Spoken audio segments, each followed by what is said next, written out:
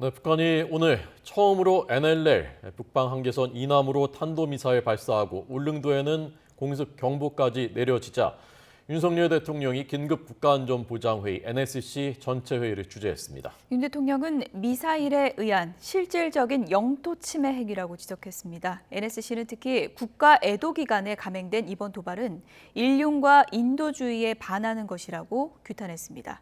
취재기자 연결돼 있습니다. 박소정 기자. 네, 용산 대통령실입니다. 네, NSC 결과 자세히 전해주시죠.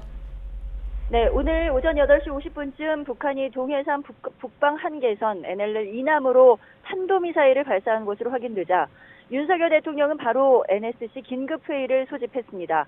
회의를 직접 주재했는데요. 북한의 탄도미사일 발사 관련 합참 의장의 보고를 받고 대응 방안을 지시했습니다. NSC에서는 먼저 NLL 이남으로 발사한 탄도미사일은 유례 없는 군사적 도발임을 지적하고 강력히 규탄했습니다. 최근 북한이 계속된 도발로 긴장을 고조시키는 것의 모든 책임은 북한에 있음을 분명히 하고 특히 국가 애도 기간에 감행된 이번 도발이 인륜과 인도주의에 반하는 북한 정권의 모습을 여실히 보여주는 것이라고 비난했습니다. 윤 대통령은 오늘 도발이 분단 이후 처음으로 NLL을 침범해 자행된 미사일에 의한 실질적 영토 침해 행위임을 지적했습니다.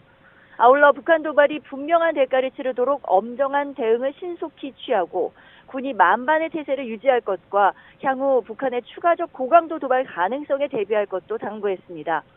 앞서 윤 대통령은 오늘 오전 9시쯤 서울광장에 마련된 이태원 참사 합동 분향소를 찾아 사흘째 조문을 한 뒤 용산 대통령실로 출근하는 길에 바로 회의를 소집했습니다.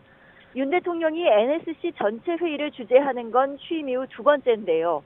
처음 주재했던 건 지난 5월 25일 취임 보름 만이자 첫 한미 정상회담이 열린 지 나흘 만이었습니다.